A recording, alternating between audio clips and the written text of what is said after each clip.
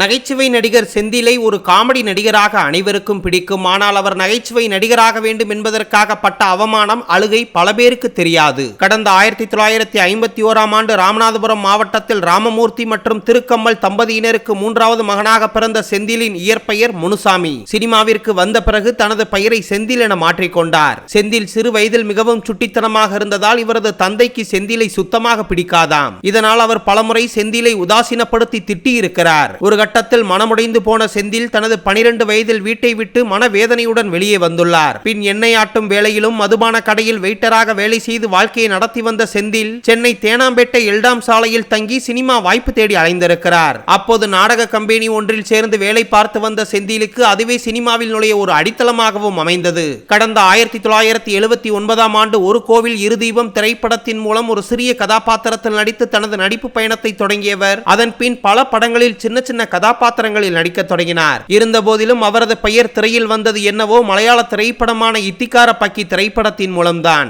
அதன் பிறகு தமிழில் செந்தில் நடித்த மலையூர் மம்புட்டியான் படம் அவருக்கு ஒரு மிகப்பெரிய திருப்பு முனையை ஏற்படுத்த ஒரு வருடத்தில் ஏராளமான திரைப்படங்களில் நடிக்க ஆரம்பித்தார் செந்தில். அந்த நேரத்தில் சிறந்த காமெடி நடிகராக வலம் வந்த கவுண்டமணி இவருக்கு பார்ட்னராக அமைய இருவரும் இணைந்து கேப்டன் விஜயகாந்த் நடித்த வைதேகி காத்திருந்தால் திரைப்படத்தின் மூலம் திரையில் தோன்றி ரசிகர்களை வெகுவாக சிரிக்க வைத்தார்கள். பின்னர் எங்கு திரும்பினாலும் கவுண்டமணி செந்தில் காமெடி தான் பேசப்பட்டது. கவுண்டமணி செந்தில் இருவரும் இணைந்து சுமார் 100க்கும் மேற்பட்ட திரைப்படங்களில் சேர்ந்து நடித்திருக்கிறார்கள். இவர்கள் இருவரின் கூட்டணியில் மறக்கவே முடியாத நகைச்சுவை காட்சி கரகாட்டக்காரன் படத்தில் வரும் வாழைப்பழ காமெடி. அன்று ரசிகர்களை வயிறு குலுங்க சிரிக்க வைத்தது. இன்றைக்கும் இந்த கால இளைஞர்கள் மத்தியில் அந்த காமெடிகள் பிரபலமாக வலம் வருவது செந்திலுக்கு மட்டுமல்ல, கவுண்டமணி செந்தில் கூட்டணிக்கே கிடைத்த மிகப்பெரிய வெற்றி. 1979இல் ஆரம்பித்த செந்திலின் கலைப்பயணம் இன்று 70 வயதை கடந்த பின்னும் சாதனையாக தொடர்ந்து கொண்டே இருக்கிறது. நடிகர் செந்தில் வெற்றி பாதையில் பயணித்தாலும் அவர் கடந்து வந்த அவமானங்களும் அழுகைகளும் ஏராளம் என இயக்குனர் பாக்யராஜே ஒரு பேட்டி ஒன்றில் குறிப்பிட்டிருந்தார். செந்தில் பற்றி பேசிய பாக்யராஜ், ஆரம்ப காலகட்டத்தில் செந்தில் பட வாய்ப்பை தேடி தேனாம்பேட்டை மேன்சலில் தங்கியிருந்த போது அங்கு பாக்யராஜும் தங்கியிருந்தாராம். அப்போது அங்கிருந்த சக நடிகர்கள் செந்திலை ரொம்ப கேவலமாக நடத்தியதாகவும், டேய் சொட்ட இங்கே வாடா என்று கூப்பிட்டு போய் டீ வாங்கிட்டு வாடா என்று கூட சொல்லுவார்களாம். இதை பார்க்கவே எனக்கு ரொம்ப கஷ்டமாக இருந்தது. எனக்கு படம் எடுக்கும் வாய்ப்பு வரும்போது கண்டிப்பாக செந்திலுக்கு நல்ல வாய்ப்பு தர வேண்டும் என்று அன்றைக்கே நினைத்ததாகவும், அப்படித்தான் மௌன கீதங்கள், இன்று போய் நாளை வா, தூரல் நின்னு போச்சு படங்களில் செந்திலை நடிக்க வைத்தேன் என பாக்யராஜ் அந்த பேட்டியில் குறிப்பிட்டிருந்தார். 12 வயதில் வீட்டை விட்டு ஓடி வந்த செந்தில் சாப்பாட்டுக்கே கஷ்டப்படுவது தெரிந்து பலமுறை பெற்றோர் ஊருக்கு அழைத்தும் பிடிவாதமாக இருந்த செந்தில் சினிமாவில் ஜெயித்த பிறகுதான் வருவேன் என்று சவால் விட்டிருக்கிறார். ராமர் வனவாசம் சென்றது போல 14 ஆண்டுகள் கழித்து சொந்த ஊருக்கு சென்று பெற்றோரை சந்தித்திருக்கிறார் செந்தில்.